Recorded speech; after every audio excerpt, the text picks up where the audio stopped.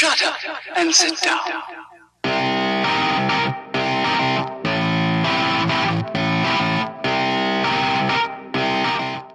Welcome to the Hockey Nuts Podcast. My name is Wayne Hallee. This podcast is the voice of hockey enthusiasts everywhere. Whether you play, coach, or officiate the game, or even if you're just a fan of hockey, this podcast is for you. We talk all things about the sport of hockey. We don't just cover the pros.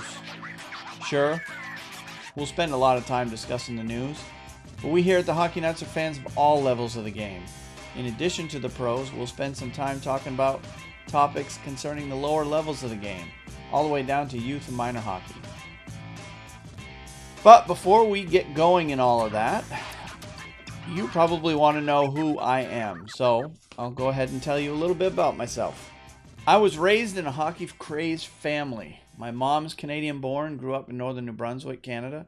My dad is originally from the state of Maine, USA. And his grandparents immigrated to Maine from the province of Quebec. My grandfather on my dad's side got the hockey bug in his youth, who handed it down to my dad, who then handed it down to me. So I'm a third-generation hockey nut, if you will. Many of my cousins are also big hockey fans and regularly played the sport as well. So the sport is definitely in my blood. I grew up in the 70s and 80s in the state of Vermont in the USA. Winters back then were filled with the outdoor game. There was an outdoor rink about a 5-minute walk from my childhood home.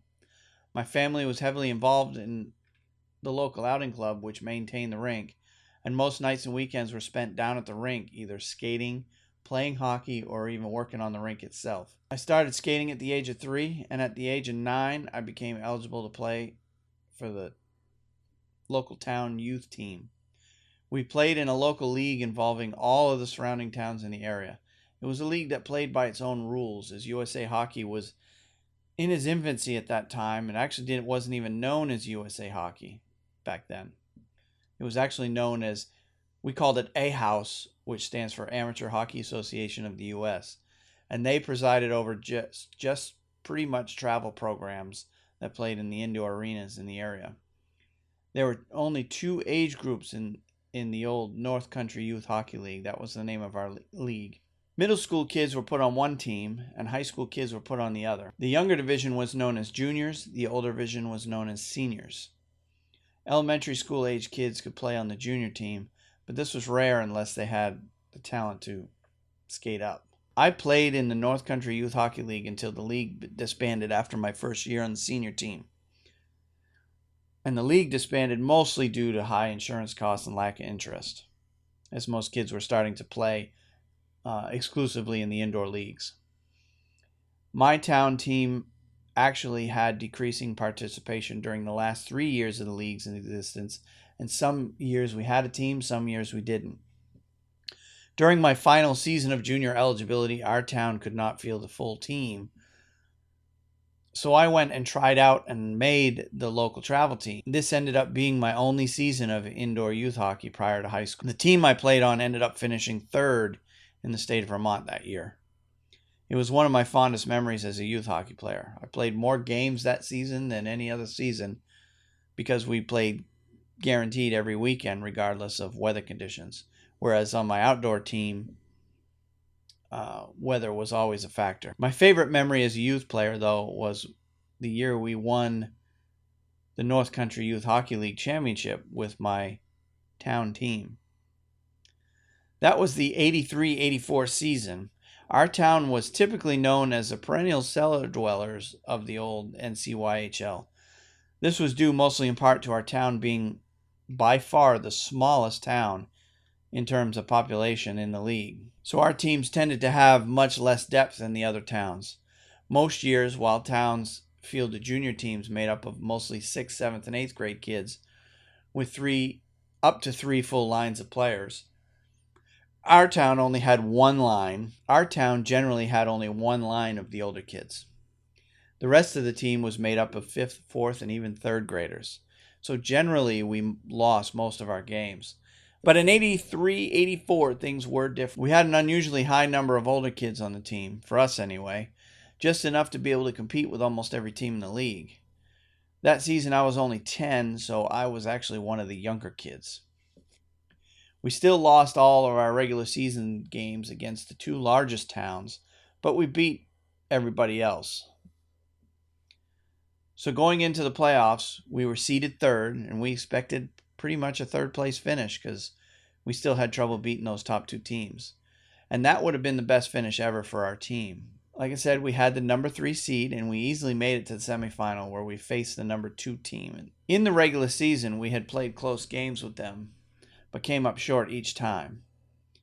This time, though, we played them to a 2-2 tie, and late in the third, with just 21 seconds remaining, our best player scored the game winner. We won the game to advance the championship against the number 1 seed. Our opponent had a long history of regularly winning this league. They were the only town in the league that had an indoor arena just a few miles away. Consequently, many of their players also played on travel teams based in that arena. Well, the day of the championship game, that team was missing a few of their best players due to their travel commitments, and what would have been likely a 4-2 or a 5-3 loss ended up being a 9-1 win for us, and we won our first ever league championship. To this day, that team is the only hockey team based in our town to win a championship. A few years later, the core of this team went on to play again in the championship game in the senior division this time of the old NCYHL. This time, we lost 4-1 to that same town that we had beat in our championship year in juniors.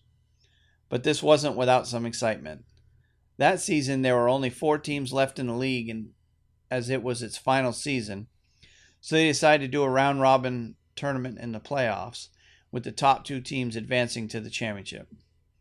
Well, with the way everything shook out, we ended up going into our final round-robin game having to win the game by at least 7 goals in order to advance. And the other team knew the same thing, that all they had to do was not lose by 7 goals. And this was a team that we had beaten all year, but never by that many. So we went into the game with the mindset that we were down 7-0 at the start of the game. We threw everything we had at them, and we ended up winning the game 8-1, scoring the last goal with a minute or 2 left in the game, earning the second place in pool play and a spot in the championship, which of course we went on to lose 4-1. But again, that was the best finish ever by a team from our town in the senior division. So that last season of the old NCYHL was actually my freshman year of high school. When I went to that high school, they didn't have a hockey team at the school. So my sophomore year ended up being my first and only year of my youth where I actually had no place to play, because that local youth organization that I went to when our team didn't have one, they didn't have a team at the high school age group because all the kids ended up playing for the high school team. So during my sophomore year, with the help of several parents and teachers, we began the process of organizing a hockey team at the school. And in my junior year, we began play. My junior and senior year of high school was a lot of fun, playing on the high school team. We grew great crowds to the games, but we only saw moderate success on the ice. We were roughly a 500 team those years, which wasn't bad for a startup team. The team was made up of kids who played at that travel program The team was made up of mostly kids who played in that travel program that I was part of for one season in middle school. But that travel program fed 2 different high school teams, so neither team could compete regularly at the state tournament level, as they were just spread too thin. But when the 2 schools played each other, it was the most fun and the hardest games at the same time. The 2 schools have a fierce football rivalry that goes back over 120 years, and it carries over to other sports as well. But because we all played for the same youth program, we all knew each other, so you can imagine the trash talk that went on during the games. But it was still a lot of fun. After high school, I went on to the University of Maine, but no, I wasn't going there to play for the school team, of course. I did the next best thing. I got a part-time job working at Alfond Arena, which is where the team played. I attended UMaine between 91 and 95. And in those years, they were an NCAA powerhouse under Coach Sean Walsh. The team was full of pro prospects. In 92-93, they went 42 wins, 1 loss, 2 ties on the season, winning their first of 2 Division I NCAA national championships. That team sent 7 players to the '94 Olympics, which was the last season that amateurs were used. Players from that team included Paul Correa, Garth Snow, Mike Dunham, Jim Montgomery, Peter Ferraro, Chris Ferraro, and several other players that went on to NHL and minor pro careers.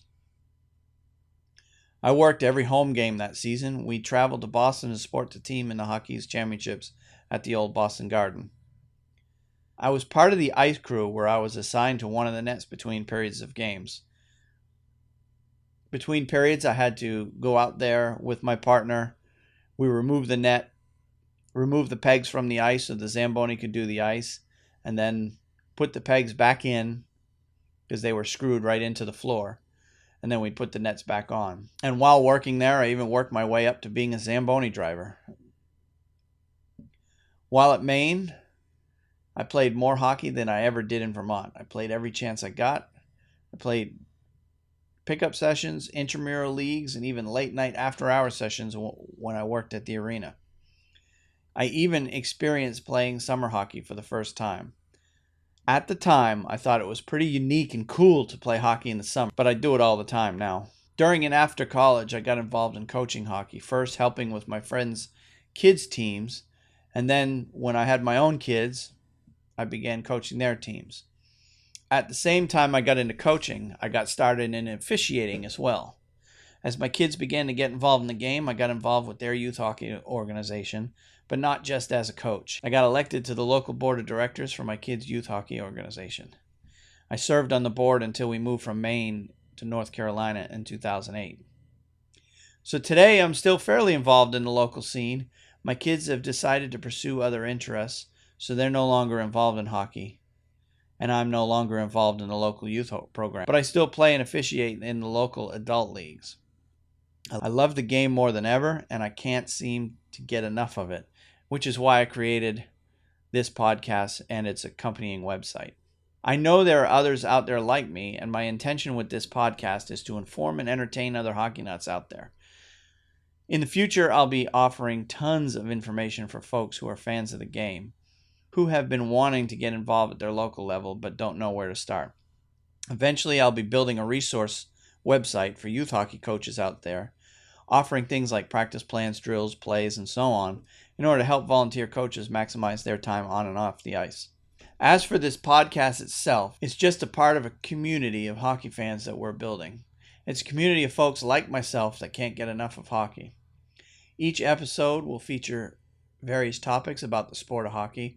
We'll touch on many areas of the game, first and foremost, the NHL. After all, it's the best hockey league in the world, but we won't stop there. We'll cover other prominent leagues like the American Hockey League, the ECHL, Major Junior, and even college hockey. We'll even occasionally cover European leagues. We will also include content for hockey fans that are involved in the game at the amateur level. We will feature segments for coaches, players, and even officials. We will also talk about the topics pertaining to the rinks themselves. All right, so we have this podcast, but it's just a part of our total package. The podcast goes along with our website that we're currently building at thehockeynuts.com. There you will find a growing wealth of information about the game. You can make this site your first stop for all things hockey. We will have links to all of the pro, minor pro, and top amateur leagues, websites, as well as links to some sites of interest in the youth, minor, and recreational hockey realm. We will eventually have our blog and fan forums for you to interact with other fans. You will also be able to find links to our social media sites and much more. We will even have a YouTube channel that will cover various topics of informational and entertainment value. Speaking of YouTube entertainment, one of the first areas we'll be diving into is the new EA NHL 16 video game. I haven't played video games religiously since I was a dominant player at NHL 93 and 94 on Sega Genesis. And man, I love that game. But this year, for the first time since then, I'll be purchasing NHL 16 and playing it on my kid's PS4. You'll get to see most of it on YouTube. Obviously, I'll be a total noob at first, but you'll see me grow with the experience. It should be fun. Well, that's all we have for today's episode of the Hockey Nuts Podcast. Don't forget to head on over to thehockeynuts.com and check out our other content today. We're always looking for feedback and content ideas. You can email the show at thehockeynuts30@gmail.com. That's thehockeynuts30, and that's the number 30 at gmail.com. And your question or comment could be featured in an upcoming episode. For those who want to hear themselves speak, you can send your question or comment in MP3 format, and I'll add it to the show. Until next time, Hockey Nuts, keep your skates on.